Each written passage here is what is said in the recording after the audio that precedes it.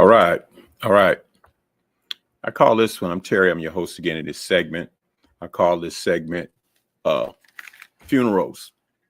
Why do I call it funerals? Because that's what I'm going to talk about. And I'm giving you, again, got a Christian worldview, share some things that I noticed about funerals and stuff like that. Yeah, funerals. You know, I'm an old guy, so we talking about funerals. Yeah. You know, try to make it how entertaining could talk about funerals. But it's something I want to make a point here that I've noticed. And we're going to talk about that real quick. But before I go there, we're going to share some scripture. And we're going to come out of 2 Corinthians, the 6th chapter. Let's look at this real quick. Just 2 verses. Then I'm going to have another set of verses. And here we go. Verse 1. We then as workers together with him beseech you also that you receive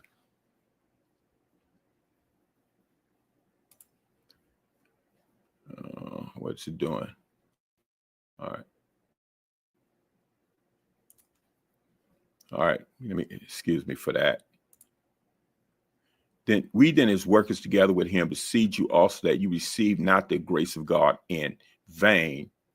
For he said, I have heard thee in time accepted, in a day of salvation have succored thee. Behold, now is the accepted time. Behold, now is the day of salvation.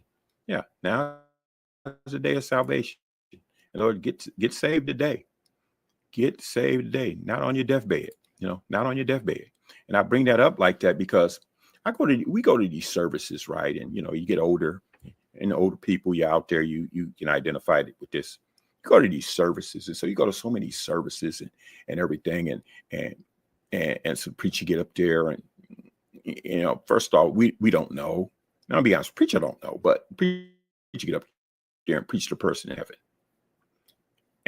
And here's the thing, nobody really knows, because how do you preach to somebody in heaven in the first place? Preacher does not have the authority to preach you into heaven. And he ain't got authority to preach you in hell either. But what happens is, I get it, what preachers are doing, they're trying to comfort the family, say, oh yeah, Johnny made it to heaven, And then what happens is, I'm telling you what happens. We went to this service. There was a young lady that we had some ties to, and she had passed. Very tragic situation, one of those drive-by things. And we went by. She was innocent. She just was in the wrong place, wrong time. And so what happened was, they got in there and everybody, oh, she was this, she was that, she was the other thing, she was this, she was that, all this good stuff. So the uncle got up there and said, this is what he said. Y'all need to stop it. Y'all knew that girl was doing the wrong thing. He said this at the funeral. That girl. He going off. Y'all need to quit it. My point is, we go to these services, and every time, except for this one time, everybody saved. And here's the thing. And I get it that preachers are trying to come to family, but here's the problem. There's people who sit on that pew, who come to that service, who doing all kinds of crazy stuff. That person that they just preached into heaven was doing crazier stuff than they doing. So you know what they say in their head? Oh, Johnny made it, I can make it. Because I ain't do that crazy stuff Johnny did. And this is a problem, because what happens, you got people who they don't make no move. They live that life, they don't make no move. And then what happens, they die and they get on deathbed and make a deathbed confession. Don't get me wrong, I'm not saying this is the problem with the deathbed confession. Are you real or not? I'm talking to people out there. Are you real or not? Because you got to think about something real quick here. Are you trying to play God? Are you trying to run a scam on God? How can you run a scam on God and tell God, oh God, all you know is because you're dying. So now, oh God, I confess you and I love you. 5 minutes before that, you were cussing somebody out. Okay. You were cussing somebody, or maybe the day before you were cussing somebody out. But now you're going to take that cussing up into heaven to God? I don't know. I'm just saying.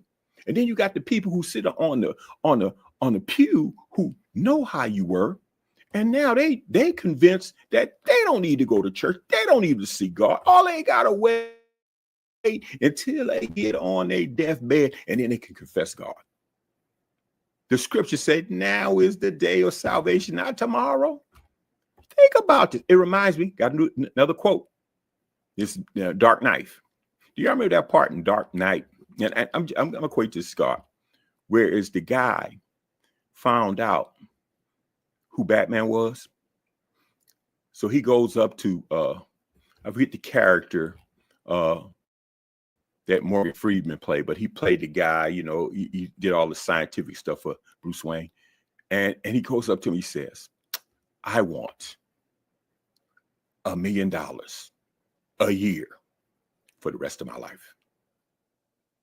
I want. And so Morgan Freeman's looking at him. He says, let me get this straight.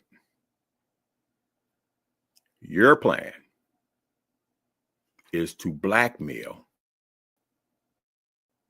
your employer, who's the most richest, powerful man on the planet, who spends his nights beating up criminals with his bare hands, and your plan is to blackmail this individual? He looked at him. Good luck. And that guy's whole demeanor changed. That's the same thing we be doing with God. And God is way greater than that. Think about this. We're talking about an entity, God, who hung the earth up in space, that put a sun up right there. We rotate around that sun. They put a moon to rotate around the earth. And if the earth goes out of place, we move too far this way, we burn up. We move too far that way, we freeze. He hung that stuff in space, all the planets, stars, that's still expanding, created me and you. And then we're going to play this game. Well, I'm going to just wait till I get on my deathbed and confess him. Don't you know he can read your heart? He know your intent. Now is the day of salvation. I know we do live by faith. I get it. We do live by faith, okay? Let me pull up another scripture here. So we're going to go up and pull up another scripture. And I want to read this and we'll be done. This is a real short thing. And this is coming out of James. I want to look at this real quick. James, the second chapter. And it's talking about faith here because we're saved by faith, y'all. But watch what James says here that I find real interesting. So let me add this to the stage and let's look at what James says here, and then I'll be done. This is James 2nd chapter, 13th verse.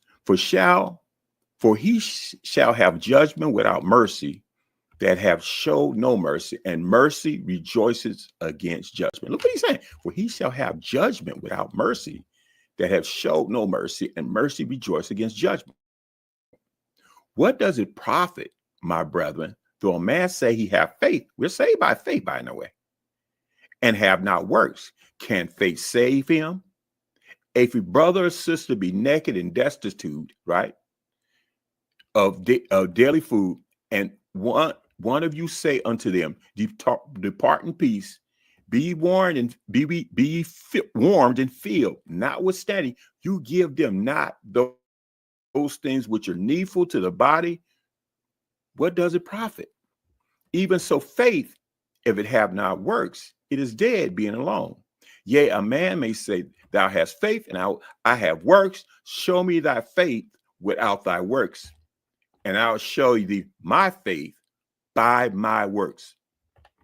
Think about that real quick, what he's saying here. Think about what he's saying here real quick, okay? Think about what he's saying here.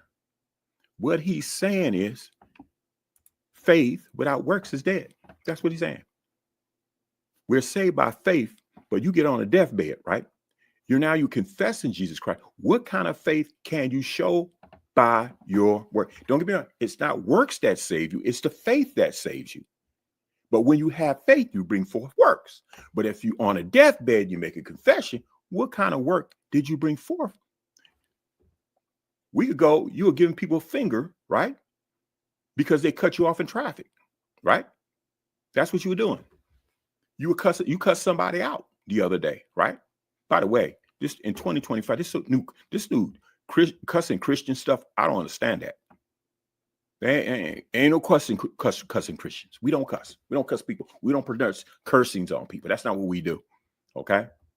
That's a little thing, but it's something we don't do. Okay. Because we build up people. We don't tear people down. But faith without works is dead.